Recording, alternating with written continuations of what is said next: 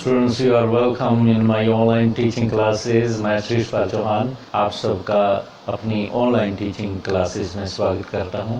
आज मैं BA first year के स्टूडेंट्स के लिए उनका लेसन चूजिंग आवर यूनिवर्स के क्वेश्चंस और आंसर्स लेके आया हूं और this is exercise 2। The name of the book is Literature and Language 1 for BA First Year Semester 1.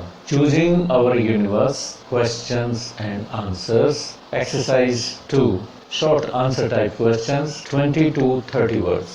Let's take first question. What idea does the chapter discuss? इस chapter में Choosing Our Universe में क्या विचार discuss किया गया है लेखकों के द्वारा? The chapter throws light on logical approach to understand the origin of the universe. इस चैप्टर में एक लॉजिकल अप्रोच ली गई है इस यूनिवर्स को समझने के लिए।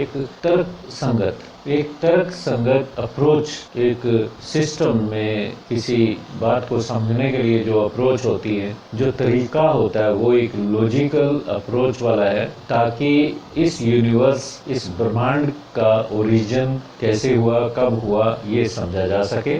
तो ये चैप्टर इस विषय पर ये प्रकाश डालता है, मतलब इस चैप्टर में इस टॉपिक को लेखक लेके चलते हैं। The laws of physics make us better understand the mystery about the universe. जो फिजिक्स के लॉज हैं हम सबको इस यूनिवर्स को समझने में बहुत अच्छे तरीके से हेल्प करते हैं। इस ब्रह्मांड का रहस्य क्या है, ये सब बातें समझने में फिजिक्स के जो लॉज हैं, नियम है, वो हमें काफ़ी हेल्प करते हैं। The writer says the laws of physics help us greatly in understanding the mystery of this universe. Who was Bumba? Bumba कौन था? The people living in Central Africa were called Bosongo. जो लोग central Africa में रहते थे उन्हें बोसोंगो कहा जाता था। They believed that the god Bumba created the universe. उनका यह विश्वास है कि बुम्बा नामक किसी देवता ने, किसी भगवान या देवता कह लो आप, इस यूनिवर्स को, इस ब्रह्मांड को क्रिएट किया था, पैदा किया था। There was nothing except darkness, water and Bumba in the beginning. तो इस थ्योरी के अनुसार, इस विश्वास के अनुसार, बिल्कुल आरंभिक दिनों में इस धरती पे अंधेरा था, पानी था और बुम्बा उनका देवता था। Third question, what is the joke that the author's make regarding ethanol? Ethanol के बारे में ऑथर्स किस जोक, किस चुटकुले की बात करते हैं जो एक फनी सी सिचुएशन हो जाती है, फनी सी बात हो जाती है, वो कौन सी है एथनॉल से संबंधित? The Mayans of Mexico believed that God created human beings. Mexico के मायंस नामक कबीले का ये विश्वास था कि ईश्वर ने ह्यूमन बीइंग्स को क्रिएट किया with the help of the white and yellow corn. कैसे? सफेद और पीले रंग के अनाज की सहायता से ईश्वर ने इंसानों को जन्म दिया, पैदा किया इस धरती पे। मैक्सिकन बिलीफ ये कहता है माइंस का कि ईश्वर ने मनुष्यों को धरती पे पैदा किया किसकी सहायता से? सफेद रंग के और पीले रंग के अनाज की सहायता से। Here the author's make a joke that the scientist make ethanol from corn.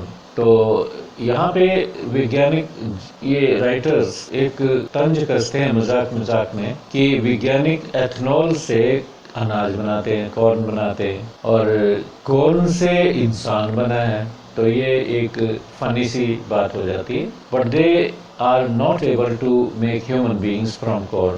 परंतु वो अब तक कॉर्न से ह्यूमन बीइंग्स को नहीं बना पाए। एथनॉल से अनाज तो बना पाते हैं परंतु इंसान को नहीं बना पाए।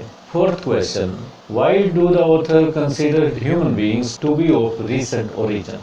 जो लेखक हैं इस लेसन के, वो ऐसा क्यों मानते हैं कि ह्यूमन बीइंग्स बहुत देर में धरती पे आए, उनका ओरिजिन कोई अधिक समय पहले नहीं हुआ। अगर हम समय को, कॉस्मिक हिस्ट्री को देखें तो ह्यूमन रेस बहुत बाद में आई, इससे पहले बहुत कुछ हो चुका था। Answer is human race has existed for only a fraction of cosmic history. Cosmic history को देखें टाइम की तो वो बहुत लंबी चौड़ी है, तो उसमें अगर ह्यूमन रेस को देखें कि कब कितना समय हुआ है तो वो एक छोटी सी फ्रैक्शन भी नहीं है कॉस्मिक हिस्ट्री की। The authors believe that human race has been improving at a very fast speed. Authors का ये विश्वास जरूर है कि ह्यूमन रेस बहुत ही तीव्र गति से, बहुत ही तेज स्पीड पे अपने आप को इम्प्रूव करने में लगी हुई है। If it had been billions of years old, it would have been improved in knowledge and technology many times greater than it is now. अगर ह्यूमन रेस बहुत पहले इस धरती पे जन्म ले लेती, सपोज करो बिलियंस ऑफ ईयर्स होते ह्यूमन रेस को जन्म लिए, तो आज के मुकाबले आज जो टेक्नोलॉजी है, आज के युग में जो नॉलेज है ह्यूमन रेस को, तो ये कई गुना अधिक होता। Fifth question, what do you understand by the term big bang theory? Big bang theory से क्या अभिप्राय है आपका?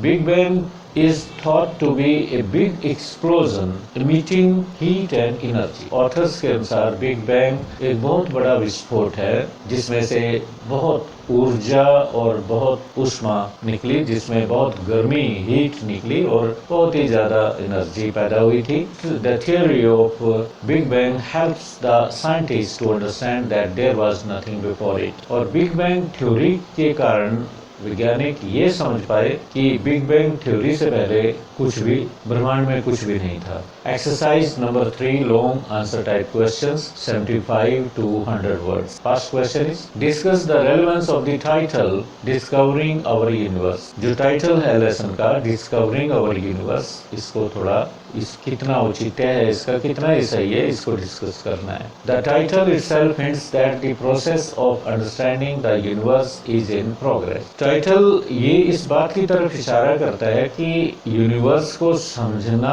अभी भी प्रोसेस में है, ये प्रोग्रेस में है। यूनिवर्स को समझने की जो प्रक्रिया है वो अभी भी कंप्लीट नहीं है। The scientists have not reached yet eight a logical conclusion about the origin of universe. वैज्ञानिक अभी भी किसी तर्कसंगत कंक्लूजन पर नहीं पहुंचे, किसी तर्कसंगत निष्कर्ष पर नहीं पहुंचे कि यूनिवर्स का ओरिजिन कैसे हुआ। There are mysteries about it, अभी भी इसके बारे में रहस्य है। However the theory of relativity and quantum physics have helped the scientist much in this regard. हालांकि रिलेटिविटी थ्योरी ने और क्वांटम फिजिक्स ने वैज्ञानिकों को इस बात को समझने में बहुत ही अधिक हेल्प की है, सहायता की है। much in this regard, but it's not sufficient to reach a single conclusion. परंतु इतनी मदद नहीं हुई, वैज्ञानिक इतना नहीं समझ पाए कि एकमात्र कंक्लूजन पर वो कैसे पहुंच सके।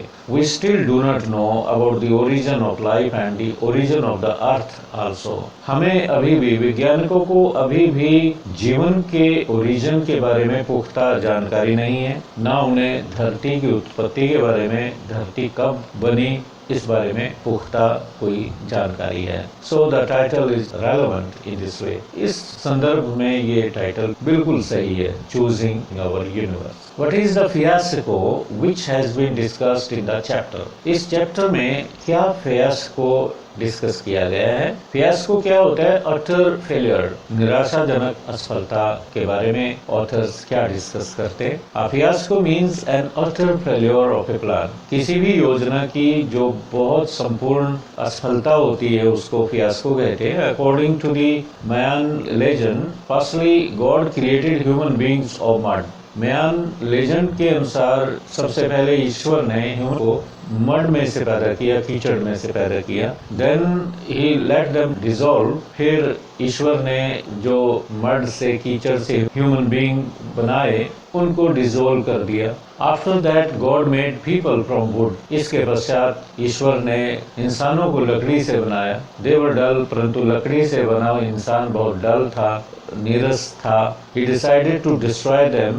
ईश्वर ने लकड़ी से बने इंसान को डिस्ट्रॉय करने की सोची, but but they escaped into the forest. परंतु वो इंसान ईश्वर से बच के भागे और जंगलों में पेड़ बन गए। While running on the way, they had a slight change in their shape। भागते भागते उन्होंने अपने आकार में कुछ बदलाव कर लिया, अपनी शेप में कुछ चेंज कर ली। They are the present day monkey। आज के जो बंदर हैं वो वही इंसान है जो ईश्वर से बच के भागे थे, क्योंकि ईश्वर उन्हें डिस्ट्रॉय करना चाहता था, लकड़ी के बने इंसान को डिस्ट्रॉय करना चाहता था। और वही लकड़ी के बने इंसान जब भागे जंगल की तरफ, वो मंकीज बन गए। So the makers fiasco about creating human beings has been discussed here. तो यहाँ मायन लेजेंड के अनुसार ईश्वर का जो फियास्को था, अटर फेल्योर, यहाँ पे उसको डिस्कस किया गया कि ईश्वर भी बुरी तरह से असफल रहा है ह्यूमन बीइंग्स बनाने में। Question number 3 is what do scriptures say about the origin of the universe. Scriptures क्या होती है? धार्मिक पुस्तकें, धार्मिक ग्रंथ वगैरह। तो धार्मिक पुस्तकें ब्रह्मांड की उत्पत्ति के बारे में क्या कहती हैं? The universe took its origin billions of years before. इस यूनिवर्स का जन्म बिलियंस ऑफ ईयर्स पहले हुआ। इंसान तो बहुत बाद में पैदा हुए, ब्रह्मांड बिलियंस ऑफ ईयर्स पहले पैदा हो चुका था, बन चुका था। The scriptures also confirm this fact. धार्मिक पुस्तकें भी इस सच्चाई को कंफर्म करती हैं, पुष्टि करती हैं। According to Old Testament, God created Adam and Eve only in 6 days after the creation came into being. Old Testament के अनुसार ईश्वर ने एडम और ईव को धरती पे भेजा और एडम और ईव का मात्र 6 दिन में निर्माण कर दिया, सृजन कर दिया। After the creation came into being. जैसे ही सृष्टि रची गई तो सबसे पहले धरती पे एडम और ईव को सृजन किया, ईश्वर ने बनाया। Bishop Ussher's believe that the origin of the world took place at 9 in the morning on October 27, 4004 BC। और बिशप उशर के अनुसार दुनिया में इंसान का जो ओरिजिन हुआ है वो 27 अक्टूबर सन 4000 BC को सुबह 9 बजे हुआ। Bishop Ussher believed that the origin of the world, इस दुनिया का जो ओरिजिन हुआ वो अक्टूबर 27 और सन 4004 BC को हुआ। But it's now believed that humans are the recent creation and the universe took place about 13.7 billion years ago. परंतु अब तो ये विश्वास किया जाता है कि ह्यूमंस इस यूनिवर्स में रिसेंटली आए, अधिक समय नहीं हुआ, बहुत कम समय है, जबकि ब्रह्मांड की उत्पत्ति 13.7 बिलियन ईयर्स पहले हो चुकी थी। Fourth question, what is the tone of the chapter discovering our universe. ये जो चैप्टर है डिस्कवरिंग आवर यूनिवर्स, इसकी टोन क्या है, इसकी थ्रेड क्या है? वो जैसे टोन सीरियस होती है, जैसे ऑथर्स अपनी बात को सीरियसली गए, तो यहाँ पे कौन सी टोन में ऑथर्स ने ये लेसन लिखा? The tone of the chapter is very mild, not harsh or satirical। इस चैप्टर को लिखते वक्त ऑथर्स का जो मूड है, जो टोन है, इसमें जो थ्रेड चलता है टोन का, वो काफी माइल्ड है, हल्का फुल्का है, कठोर नहीं है और व्यंग्यात्मक, अधिक व्यंग्यात्मक नहीं है। क्योंकि जब ऑथर डिफरेंट थियरीज की बात करते हैं, डिफरेंट बिलीफ्स की बात करते हैं कि ईश्वर ने इंसान को मर्द से पैदा किया और फिर लकड़ी से पैदा किया, लकड़ी वाले जो इंसान बने थे वो नीरस थे, उनको डिस्ट्रॉय करना चाहता था ईश्वर, तो वो भागे जंगल में चले गए और वो मंकीज जो आजकल दिखते हैं ये वही लोग हैं जो लकड़ी के बने हुए थे। तो इस तरह की बातें, अंधविश्वास की बातें, ये जिनमें कोई तर्क नहीं है, ऐसी बातों पे लेखक का जो एक टोन है, ये बात कहने की लहजा जो है लेखक का, वो हल्का फुल्का है, अधिक कठोर या व्यंग्यात्मक नहीं है। The author just quotes examples of some myths about the origin of the universe and creation of the earth. तो लेखक सिर्फ एग्जाम्पल के तौर पे इन बातों को यहाँ कोट करते हैं, जो अलग अलग विश्वास थे, अलग अलग बातें थी, मिथ थे, उनको कोट करते हैं ये बताने के लिए कि लोग इस तरह से यूनिवर्स के बारे में में सोचते थे। The authors could have made fun of those baseless legends and myths. हालांकि ऑथर्स बड़े तंज से, बड़े तीखेपन से ऐसी बिलीफ्स पे कुठाराघात कर सकते थे, उन पे तीखा व्यंग कर सकते थे, उनका मजाक उड़ा सकते थे, ऐसी निराधार लेजेंड्स पे, मिथ्स पे। But at one place the tone of the chapter becomes satirical when the author mentions a joke about producing ethanol from grains and the scientist's inability to produce human beings from grains। हाँ, एक जगह ऐसी है जहाँ पे वो थोड़ा सा उनका जो मजाक करने का जो लहजा है वो थोड़ा तीखा हो जाता है जब वो एथनॉल वाली बात करते हैं कि एथनॉल से आज के वैज्ञानिक ग्रेन्स तो बनते हैं परंतु इंसान नहीं बन पाए, जबकि पुराने लोग किस तरह से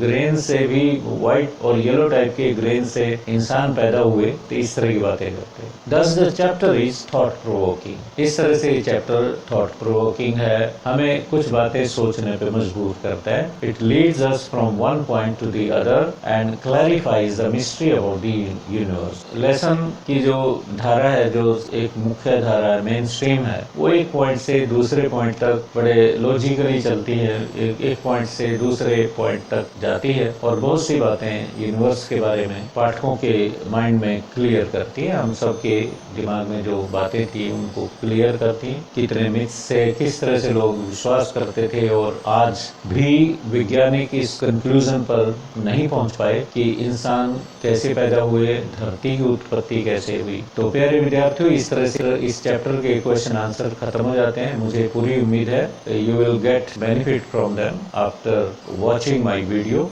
मेरे वीडियोस को देखने के बाद आपको इस वीडियो से खूब हेल्प मिलेगी। नेक्स्ट वीडियो लेके मैं फिर आऊँगा। Till then have a nice day. Thank you.